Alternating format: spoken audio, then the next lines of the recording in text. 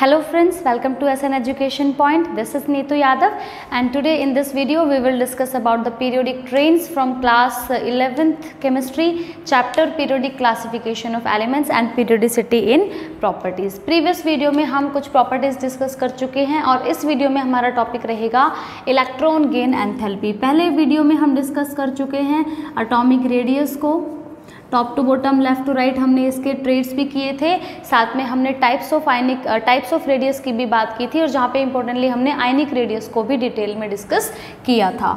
Second हमने discuss किया था आयनाइजेशन एंथैल्पी को, इसके हमने डेफिनेशन, सक्सेसिव आयनाइजेशन एंथैल्पी की डेफिनेशन, उसके बाद factors affecting ionization enthalpy and after that variation along a group and along a period. ये चीज़ें हम प्रीवियस वीडियो में डिस्कस कर चुके हैं। अगर आपने कोई वीडियो नहीं देखी है तो वीडियो को जरूर देखिएगा, आप चीज़ों को बिल्कुल बहुत अच्छे से समझ पाएंगे, आपको पसंद आएंगी वीडियोस। और आज का जो हमारा प्रॉपर्टी है, आज का जो टॉपिक है, हमारा जो प्रॉपर्टी है आज की, वो है इलेक्ट्रॉन गेन एंथैल्पी। वर्ड से ही समझ आ रहा होगा वैसे तो थोड़ा सा आपको। आयनाइजेशन एंथैल्पी में हमने क्या कहा था, amount, minimum amount of energy that required to remove the most loosely bounded electron from isolated gaseous atom in its ground state. यहाँ पर बात होगी इलेक्ट्रॉन गेन एंथैल्पी। तो वर्ड एक हमारे सामने क्या आ रहा है, गेन। अगर मैं इसके डेफिनेशन की बात करूँ तो सिंपली क्या करना है कि एक एटम होगा हमारे पास, उस एटम में इलेक्ट्रॉन को ऐड कराना है और हमें क्या बनाना है, एनायन बनाना है। आयनाइजेशन एंथैल्पी में हमारे पास एक एटम होता था और हम कैटायन बनाते थे और एक इलेक्ट्रॉन बाहर रिमूव होता था।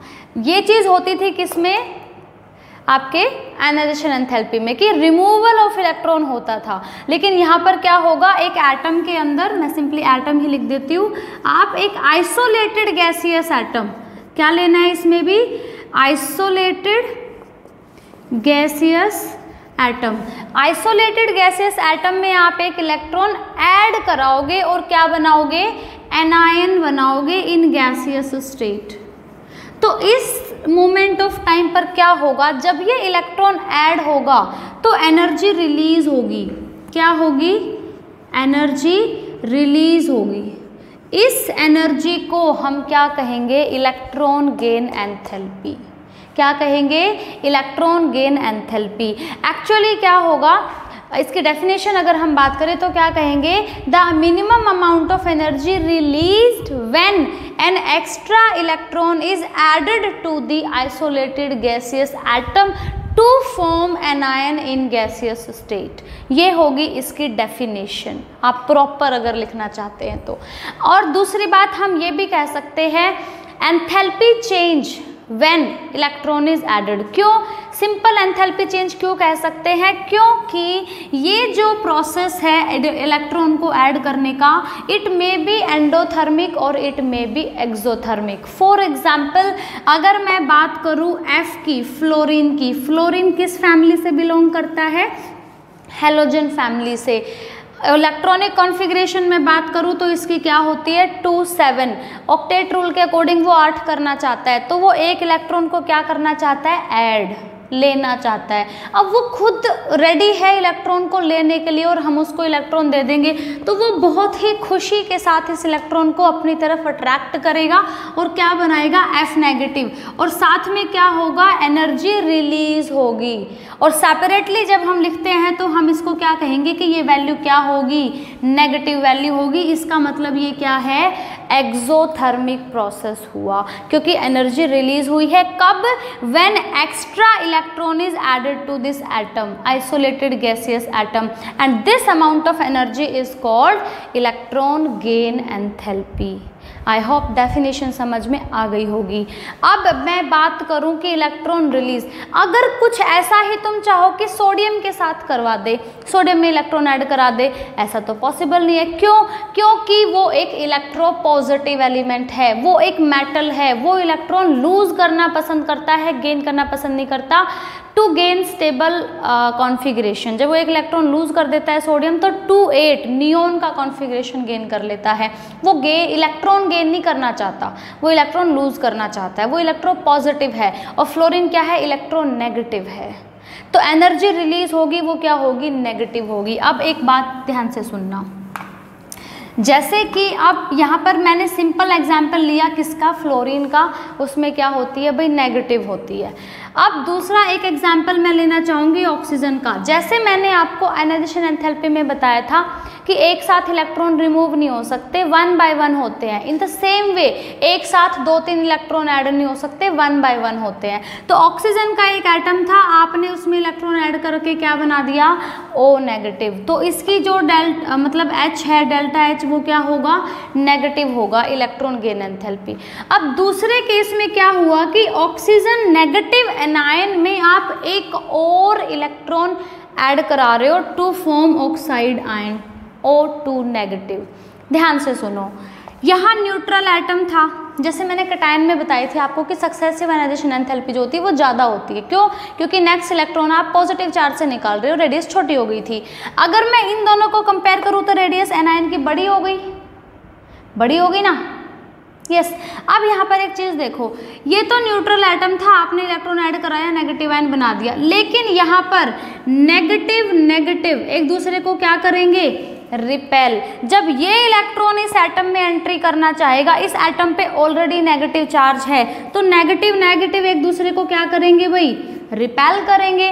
ये तो चाहता ही नहीं कि मैं उसके अंदर जाऊं, क्यों, क्योंकि सामने भी नेगेटिव ही नजर आ रहा है। और ये एडिशन अब प्रॉब्लमेटिक हो गया कि भाई तो दिक्कत हो गई, खुद से तो हो नहीं रहा, तो अब इसको फोर्सफुली कराना पड़ेगा।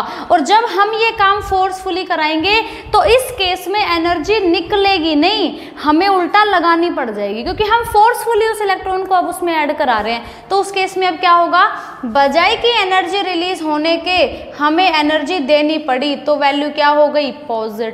जब एनर्जी यूज्ड अप होती है किसी रिएक्शन में तो हम एंथैल्पी चेंज हमारा पॉजिटिव होगा, यानी कि इस केस को मैं कह सकती हूँ एंडोथर्मिक। ये क्या केस क्या था, एक्सोथर्मिक, लेकिन अब दूसरा ही केस यहाँ पर क्या आ गया, एंडोथर्मिक का केस आ गया। तो हम सिंपली इलेक्ट्रॉन गेन एंथैल्पी को एंथैल्पी चेंज भी कह सकते हैं, क्योंकि it may be positive, it may be negative, it में बी पॉजिटिव, इट में बी नेगेटिव। अब ऑक्सीजन का ही केस ले लो, ये रीजनिंग क्वेश्चन आता है पेपर में, एनसीईआरटी का भी क्वेश्चन मिलेगा ये, कि the second electron gain enthalpy, ये भी तो एक सक्सेसिव का ही केस हो गया ना। Second electron gain enthalpy of oxygen is positive, why, तो रीजन क्या दोगे, ये कि एक इलेक्ट्रॉन ऐड कराते अपने एनायन बना दिया। अब नेगेटिव में नेगेटिव का एडिशन तो डिफिकल्ट है भाई, तो अब इस एडिशन को कराने के लिए हमें एनर्जी सप्लाई करनी पड़ेगी, देनी पड़ेगी उसको, तभी एडिशन पॉसिबल है, ऑक्साइड बनेगा। तो इस केस में डेल्टा एच की वैल्यू क्या हो जाएगी, पॉजिटिव हो जाएगी। क्वेश्चन इस तरीके से आता है, द फर्स्ट, इसको फर्स्ट लिख देंगे, इसको सेकेंड लिख देंगे, है ना। तो first electron gain enthalpy in case of oxygen is negative but the second case it is positive, why. तो आपने रीजन इस तरीके से लिख के देना है, नेगेटिव में नेगेटिव ऐड कराओगे, डिफिकल्ट है, खुद से नहीं हो रहा, एनर्जी दे के कराना पड़ेगा। तो एनर्जी देने का मतलब हो गया कि वो डेल्टा एच की वैल्यू क्या होगी, पॉजिटिव होगी। आई होप ये एग्जाम्पल समझ में आ गया होगा, ठीक है।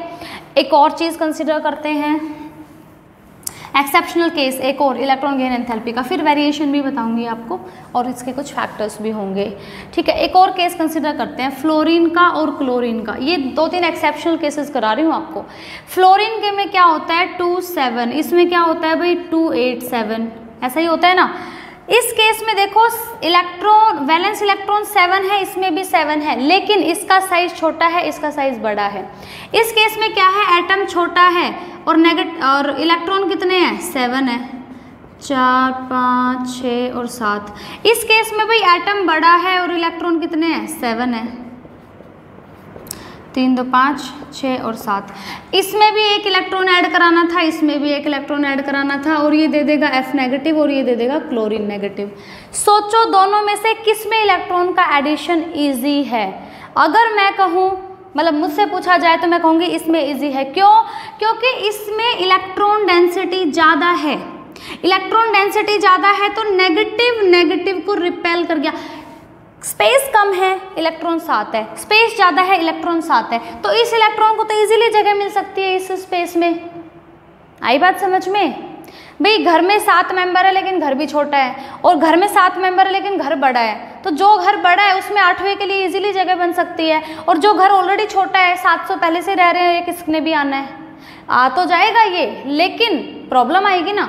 तो इसका जो डेल्टा H होगा नेगेटिव ही होगा और इसका भी डेल्टा H क्या होगा, नेगेटिव होगा, लेकिन ये क्या होगा, लेस नेगेटिव होगा।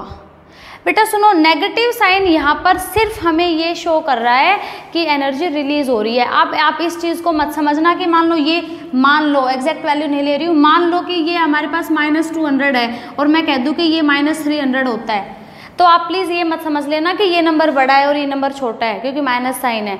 माइनस साइन तो सिर्फ ये बताता है कि एनर्जी रिलीज हो रही है, मैटर करेगा मैग्नीट्यूड। तो ज़्यादा एनर्जी किस में निकली, क्लोरीन के केस में, जबकि इलेक्ट्रोनेगेटिव ज़्यादा कौन है, फ्लोरीन। तो रीजनिंग क्वेश्चन यही आता है, रीजनिंग क्वेश्चन ये आता है fluorine is more electronegative than chlorine, but electron gain enthalpy is more negative in case of chlorine. Energy ज़्यादा इसमें निकलती है, जबकि फोर्स ऑफ अट्रैक्शन इसका ज़्यादा होना था इलेक्ट्रॉन पे, क्योंकि मोर इलेक्ट्रोनेगेटिव है।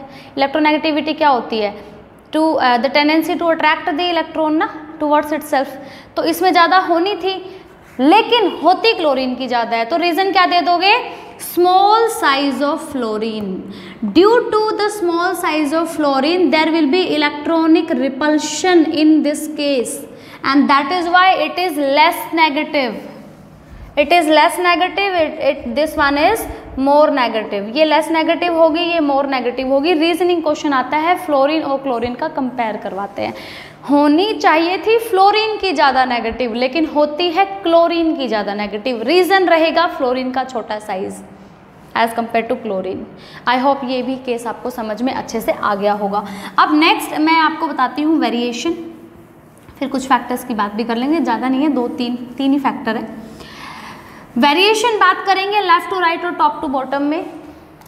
देखो वेरिएशन क्या कहती है, वेरिएशन अलोंग अ पीरियड में बात करूं तो पीरियड का मतलब क्या होता है, मैं हर बार लिखती हूँ यहाँ पे, प्लीज़ कंफ्यूजन बिल्कुल मत रखना, रहना भी नहीं चाहिए। लेफ्ट टू राइट जाते हो तो साइज क्या होता है, छोटा। साइज छोटा होता है, इलेक्ट्रोनेगेटिविटी क्या होती है, इलेक्ट्रोनेगेटिविटी बढ़ती है। इलेक्ट्रोनेगेटिविटी बढ़ने का मतलब इलेक्ट्रॉन लेने की पावर या नॉन मेटालिक कैरेक्टर बढ़ता है, जिससे कि जो आपकी इलेक्ट्रॉन गेन एंथैल्पी है, मैं इसको EGE लिख रही हूँ, इट बिकम्स मोर नेगेटिव। क्या हो जाती है वो, more negative. More negative less negative के टर्म्स में हम इसकी बात करेंगे, क्योंकि बच्चे कन्फ्यूजन रखते हैं। मान लो मैं कह दूँ -200 -300, तो बच्चे कहेंगे कि जी -200 बड़ा है, लेकिन नहीं, माइनस का मतलब यहाँ पे सिर्फ है कि एनर्जी रिलीज हो रही है, बड़ा रहेगा 300 वाला ही, ठीक है। तो हम यहाँ पर मोर नेगेटिव लेस नेगेटिव कह लेते हैं, यानी कि जब हम लेफ्ट टू राइट जा रहे हैं तो इट बिकम्स मोर नेगेटिव का कहने का मतलब हुआ ज़्यादा एनर्जी निकलती है लेफ्ट टू राइट, ठीक है। और अगर मैं बात करूं अलोंग अ ग्रुप की, तो ग्रुप क्या होता है हमारा, टॉप टू बॉटम। तो टॉप टू बॉटम की मैं बात करूं तो क्या होगा, साइज क्या होता है, बढ़ता है। इलेक्ट्रो पॉजिटिव कैरेक्टर बढ़ता है, या सिंपली मैं बात करूं क्या होता है, मेटालिक कैरेक्टर बढ़ता है। मेटालिक कैरेक्टर अगर बढ़ा है तो मेटल से इलेक्ट्रॉन लूज करना चाहती है, गेन नहीं करना चाहती, तो इट बिकम्स लेस नेगेटिव। क्या बनेगा ये, less negative. Left to right जाते हैं तो एनर्जी ज़्यादा रिलीज होती है, टॉप टू बॉटम आते हैं तो एनर्जी कम रिलीज होती है, इसलिए मैंने वर्ड यूज़ किया है more negative and less negative को। टॉप टू बॉटम आते हैं it becomes less negative, left to right जाते हैं इट बिकम्स मोर नेगेटिव, ठीक है। और एक्सेप्शनल केस मैंने आपको करा दिया, ऑक्सीजन के केस में पहले वाली नेगेटिव होती है, दूसरी पॉजिटिव क्यों होती है, या फ्लोरीन से ज़्यादा क्लोरीन की क्यों नेगेटिव होती है। एक और चीज़, नोबल गैसेस की पॉजिटिव होती है, तो आई थिंक ये तो आप आंसर कर ही सकते हो भाई, नोबल गैस है तो स्टेबल कॉन्फिगरेशन है, ना तो वो इलेक्ट्रॉन लेना चाहते हैं ना देना चाहते हैं। अब अगर ज़बरदस्ती एक इलेक्ट्रॉन उसमें ऐड कराओगे, खुद तो वो स्टेबल है अपनी नेचुरल फॉर्म में, इनर्ट गैसेज हम इसलिए तो कह रहे हैं उनको नोबल गैसेज कि वो रिएक्ट नहीं करते, फिर भी ज़बरदस्ती इलेक्ट्रॉन ऐड करना चाहोगे तो भाई वो तो ज़बरदस्ती एनर्जी देनी ही पड़ेगी, और एनर्जी दे रहे हैं कहने का मतलब कि क्या होगी, वो पॉजिटिव होगी। तो नोबल गैसेस की इलेक्ट्रॉन गेन एंथैल्पी पॉजिटिव होती है, ये भी एक रीजनिंग क्वेश्चन पूछा जा सकता है। अब एक लास्ट चीज रह गई इसमें, वेरिएशन के बाद हमारे पास क्या है, फैक्टर्स, ठीक है। फैक्टर्स की अगर मैं बात करूं, फैक्टर सबसे पहला हुआ न्यूक्लियर चार्ज। देखो न्यूक्लियर चार्ज अगर ज़्यादा हुआ तो वो इनकमिंग इलेक्ट्रॉन को जल्दी से अट्रैक्ट करेगा। इनकमिंग इलेक्ट्रॉन जितनी जल्दी अट्रैक्ट होता है एनर्जी उतनी ही ज़्यादा रिलीज होती है, क्योंकि जल्दी से वो ऐड होगा, जितनी जल्दी ऐड होगा उतनी ज़्यादा एनर्जी निकलेगी। तो न्यूक्लियर चार्ज अगर बढ़ा तो इलेक्ट्रॉन गेन एनर्जी भी क्या होती है, बढ़ती है। बढ़ने का मतलब हो गया मोर नेगेटिव, क्या होगी, more negative. Left to right वाला ही केस है, न्यूक्लियर चार्ज बढ़ता है लेफ्ट टू राइट। दूसरी चीज़ रहेगी एक हमारे पास किस चीज़ की, आयनिक की। अगर मैं बात करूँ तो आयनिक में तो सिंपल सी चीज़ है ना भाई, एनायन में ही अगर आप ऐड कराना चाह रहे हो एनायन में तो वो तो पॉजिटिव की तरफ होती चली जाएगी। मान लो जैसे मैंने ऑक्सीजन का केस लिया था ना अभी भाई, एक तो आप O में ऐड करा रहे थे इलेक्ट्रॉन और एक आप O नेगेटिव में इलेक्ट्रॉन ऐड करा रहे थे, तो पॉजिटिव हो गई थी। तो चार्ज जैसे जैसे बढ़ेगा it becomes less negative. Charge अगर बढ़ता है तो EgE it becomes less negative. जैसे ऑक्सीजन के केस में था ना, पहले नेगेटिव थी फिर पॉजिटिव हो गई, तो वो लेस नेगेटिव ही कहेंगे ना उस चीज़ को, है ना, यानी कि कम रिलीज होती है अगर चार्ज बढ़ता है तो। आगे बात समझ में। तीसरे नंबर पे इलेक्ट्रॉनिक कॉन्फ़िगरेशन की बात कर सकते हैं। इलेक्ट्रॉनिक कॉन्फ़िगरेशन अगर स्टेबल है, मैंने कहा हाफ फिल्ड है, फुल फिल्ड है ना। जैसे मान लो ऑक्सीजन और नाइट्रोजन को कंपेयर कर लो, नाइट्रोजन का एग्जैक्टली हाफ फिल्ड कॉन्फ़िगरेशन था, ठीक है, और ऑक्सीजन का 2p4 होता है, नाइट्रोजन का 2p3 होता है। तो p3 एग्जैक्टली हाफ फिल्ड है तो उसमें इलेक्ट्रॉन ऐड कराना मुश्किल होगा क्योंकि half filled is more stable. और ऑक्सीजन में 2p4 होता है, p4 यानी कि पार्शियली फिल्ड है ना, तो वो एग्जैक्टली हाफ है ना फुल है, तो उसमें इलेक्ट्रॉन ऐड कराना इजी होगा। तो ऑक्सीजन की electron gain enthalpy more negative होती है एज कम्पेयर टू नाइट्रोजन, क्योंकि नाइट्रोजन का हाफ फिल्ड कॉन्फ़िगरेशन है। तो तीन फैक्टर रहेंगे, न्यूक्लियर चार्ज या चार्ज ऑन आयन की बात होगी या फिर इलेक्ट्रॉनिक कॉन्फ़िगरेशन की बात रहेंगी। ये रहेंगे हमारे फैक्टर्स जो हमने डिस्कस किए। या मैं साइज़ की भी बात कर सकती हूँ फोर्थ नंबर पे, साइज ऑफ एटम। तो साइज जितना छोटा होगा, साइज का एटम का साइज अगर छोटा होगा तो electron gain enthalpy it becomes more negative. वही एक तरफ बात होगी ना, लेफ्ट टू राइट वाली बात होगी। साइज छोटा होता जाता है तभी तो वो मोर नेगेटिव होती जाती है, क्योंकि साइज छोटा होने से इलेक्ट्रोनेगेटिविटी बढ़ती है। इलेक्ट्रोनेगेटिविटी ज़्यादा होने का मतलब इलेक्ट्रॉन जल्दी ऐड होगा, जल्दी ऐड होगा तो ज़्यादा एनर्जी निकलेगी, मतलब मोर नेगेटिव होगा। आई होप आपको इलेक्ट्रॉन गेन एंथैल्पी का पूरा कॉन्सेप्ट अच्छे से समझ में आया होगा।